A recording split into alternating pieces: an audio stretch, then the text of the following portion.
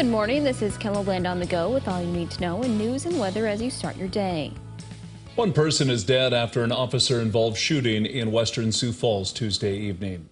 Authorities say the incident started when Sioux Falls police officers and a Minnehaha County deputy tried to stop a car near 12th and Kiwanis. A person shot at law enforcement who returned fire, and the person died. The investigation is now in the hands of the South Dakota DCI. Anyone with information about the incident is asked to call police. Sioux Falls Police Chief John Toome and Minnehaha County Sheriff Mike Milstead will discuss more details about the shooting at this morning's police briefing. You can watch it live right here on KELOLAND.com starting at 10:30.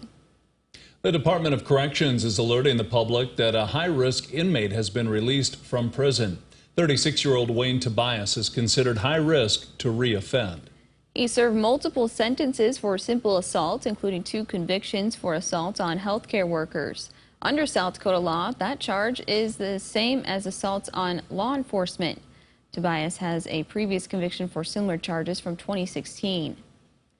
Many people travel great distances to attend the Sturgis Motorcycle Rally. That means there are bikes parked everywhere, including in front of Joseph Bryant's house along Lozelle Street. But this year, the rally came a little too close for comfort. A lady was test driving a chopper or trike type thing and pulled out and decided to gas it and gave it a little too much throttle, took out the pole, fireplace, the fence. Brian says nobody was hurt in the crash. You can hear more from him about growing up next door to the rally in this KELOLAND.com original by Jacob Newton, online now. So far, there have been 40 crashes during the Sturgis rally, including 2 people who died. The Highway Patrol has arrested 31 people for felony drug charges. Authorities have also arrested 51 people for DUI. Now let's get a check of your weather with meteorologist Scott Monk. Going to be a hot one today if you're out on a bike, Scott. Oh, that it will be. We are looking at numbers probably in the 80s, 90s. You're throwing thicker humidity. I think as the day goes on, we will see some higher dew point temperatures. Otherwise, mostly sunny skies can be expected. Numbers are starting in the 50s and 60s. Speaking of those dew point temperatures, we'll get a couple of areas, upper 60s to near 70 for today. I think that trend will continue tomorrow. It will fall, though, by the time we do get into Friday morning. We'll see what we can do to squeeze out that moisture, but some showers and thunderstorms that we do have in the forecast late Thursday and the Friday morning, but back to the 60s and 70s for this coming weekend. Now, our forecast in the meantime today showing afternoon highs in 80s and 90s with mostly sunny skies. More details on the KELOLAND Live Doppler forecast with Brian coming up. Thank you, Scott. With the hot, dry conditions, the drought continues to worsen west of Sioux Falls. Dry corn and short pastures are a common sight on Justin Zeeb's operation. After receiving only about half his normal rainfall, he says it's too late for the corn to survive. Halfway through July, the corn, there was a time when it was 100 degrees. The corn was pretty well shot at that time. But with the added rain, we're hoping the pastures will hang on a little bit longer. And the beans, there's hope for them yet. Zeeb received less than an inch of moisture this past weekend. Kids are logging plenty of miles swimming, biking, and running in advance of this Friday's youth triathlon in Sioux Falls. Sioux Falls Parks and Rec is hosting the event at Keene Park, where a group of youngsters spent yesterday morning training, both in and out of the pool. The triathlon is open to kids ages 6 to 18, and one event is tougher than most for a majority of the kids. Out of all 3, swimming probably is the one that kids need the most help with because they don't do it year-round. They just don't.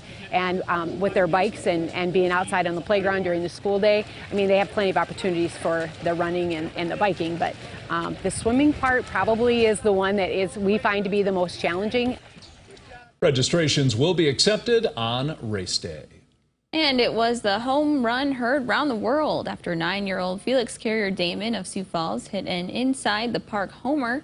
He later signed the ball and gave it to his grandpa, which was caught on video and caught Grandpa off guard. That was just so nice and sweet. I mean, I couldn't believe he would do that. It was the first time in his life that Felix had hit a home run. The video was posted on social media, went viral, and was shown on all the major networks, including ESPN. Now, to look at some of our top stories. Now let's get one last look at your weather with meteorologist Brian Karstens. Brian? All right, our weather today, well, those temperatures in the 60s to start. We're in the 80s and 90s this afternoon. I think overall here our forecast remains dry. And, yesterday we had some 100s out here in western and south central South Dakota. Maybe get close to that level again. I would certainly put Pine Ridge in that category. Sioux Falls, middle 80s. Tomorrow, maybe some rain chances to think about. So far, this trend is dry in the morning around Aberdeen, but there's a couple subtle hints that could change. And in fact, by late afternoon, even this is showing up. So kind of keep that in the back of your mind that you might see some variations on how that's painted. But that area from Aberdeen to Sioux Falls, certainly we've got to carry at least a couple of rain chances into early Friday. High pressure ridge dominates the pattern. That's been your summer staple here. Next little ribbon of rain. See how that comes around the bend there from eastern North Dakota into central Minnesota on Friday. So that's one feature. We still have the monsoon rains really going strong there in the desert southwest. So kind of thinking by early next week, we're probably looking at some patches of that kind of coming out into Kettleland once again. We're a little early on the exact tracks of those kind of things, but I do expect that those talking points will be around into that extended forecast. So kind of keep watching that, and hopefully too, temperatures will start to go down a little bit because we're definitely way above normal again in Pierre and Rapid today in the 90s there. Sioux Falls, upper 80s. Here's your 7-day forecast. We got 90 on Friday, but then back to the 80s early next week, and along with that, some chances of rain. I expect Aberdeen also will pick up a couple of rain chances there. Again, it's not all at once, but certainly something to watch. And I think Pierre, hopefully, too, will knock down some of that heat, especially by days 6 and 7. And there's a chance of rain. In fact, that 30% there on Tuesday is probably our best chance. Even Rapid City in the west, we're also looking at temperatures cooling back into the 80s next week with the rain chance. Find out more coverage about your weather online at kettleland.com.